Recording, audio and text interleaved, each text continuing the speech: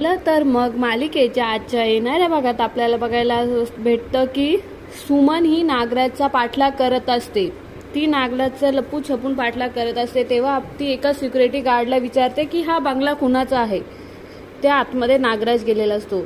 तर तेव्हा तो सिक्युरिटी गार्ड बोलतो हा मैपत शिकरेचा बंगला आहे.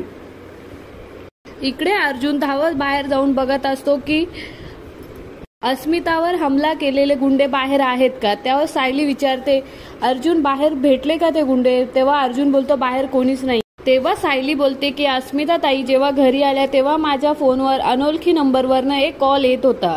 त्यावर अर्जुन आणि सगळे सुभेदार हे सायलीकडे पाहत होते. त्यावर सायली बोलते की माझ्या फोनवर जो कॉल येत होता तो. त्यावर कल्पना लगेच बोलते की तो कॉल काय. तेव्हा सायली बोलते माझी खात्री आहे की तो कॉल मैफत शिकरेचाच असेल ना. त्यांनीच अस्मिता ताईंवर गुंडे पाठवून हमला केलेला असेल. यावर सगळ्या सुभेदार कुटुंबावर संकट ओढवलेलं असं सगळे घाबरून बसलेले. येणाऱ्या भागात आपल्याला बघायला भेटेल की अस्मिता नंतर कुणावर हमला होईल. या मालिकेच्या अशाच नवीन अपडेटसाठी आमच्या चॅनल लाईक शेअर सबस्क्राईब करा. धन्यवाद.